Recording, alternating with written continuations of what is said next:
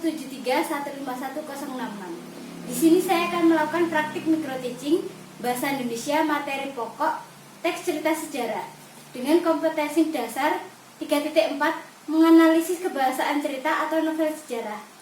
4.4 menulis cerita sejarah pribadi dengan memperhatikan kebahasaan.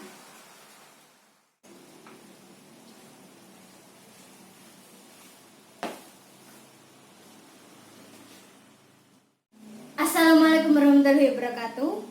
Sebelum kita mulai pembelajaran pada hari ini, kita berdoa terlebih dahulu. Berdoa mulai.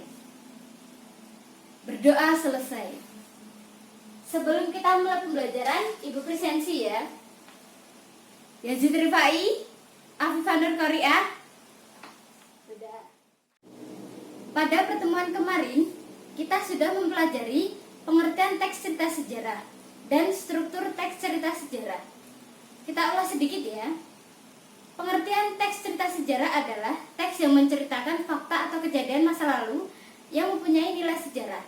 Sedangkan struktur teks cerita sejarah meliputi tahap orientasi, tahap urutan peristiwa, dan tahap reorientasi.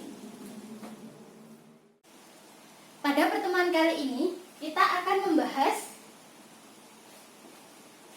kaidah kebahasaan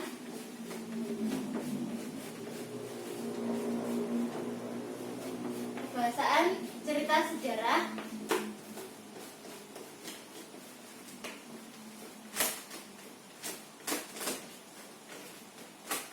dan cerita sejarah pribadi.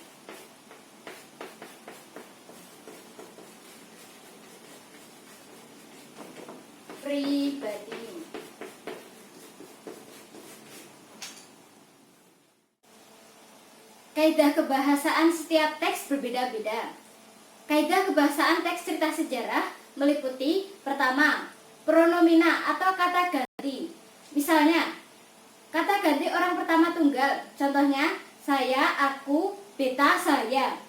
Yang kedua, kata ganti orang pertama jamak. Misalnya, kami, kita. Yang ketiga, kata ganti orang kedua tunggal. Misalnya, kamu, engkau, kau, anda, dikau. Keempat, kata ganti orang kedua jamak. Misalnya, kalian. Yang kelima, kata ganti orang ketiga tunggal. Misalnya, dia, ia, beliau, nya. Yang keenam, kata ganti orang ketiga jamak. Misalnya, mereka. Yang kedua, frasa adverbal. Misalnya, waktu kejadian atau peristiwa, waktu dan tempat. Yang ketiga, verba material. Misalnya, membaca, melempar, mendorong, dan lainnya. Yang terakhir, konjungsi temporal atau kata sambung waktu. Contohnya, yaitu kemudian, setelah, lalu, dan lainnya. Coba kalian amati dua teks yang sudah difotokopi teman kalian.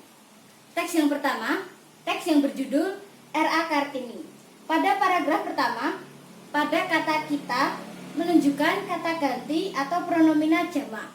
Pada paragraf kedua, pada kata beliau menunjukkan kata ganti atau pronomina orang ketiga tunggal.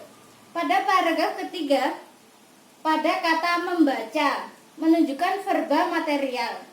Pada paragraf ke-6, pada kata di Semarang, Surabaya, Yogyakarta, Madiun, Cirebon, dan Malang menunjukkan frasa adverbal tempat.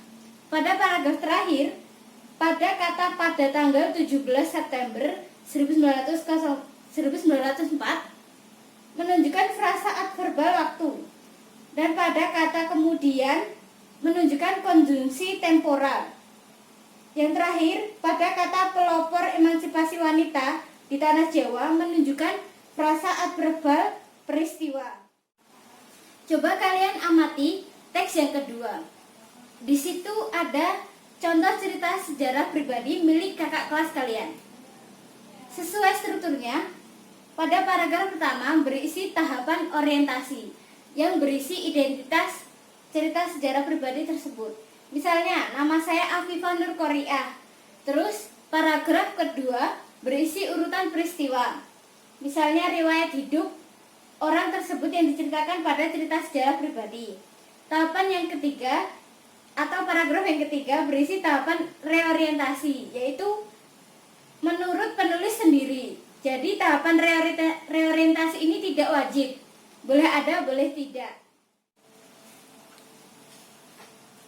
Berhubung waktunya tidak cukup, tugas untuk kalian ada dua. Satu, tugas kelompok. Silahkan masing-masing kelompok mencari satu teks cerita sejarah dan identifikasikan kaidah kebahasaannya. Dan untuk tugas individu, silahkan kalian menulis cerita sejarah pribadi kalian masing-masing. Sekian untuk pembelajaran hari ini. Terima kasih. Wassalamualaikum warahmatullahi wabarakatuh.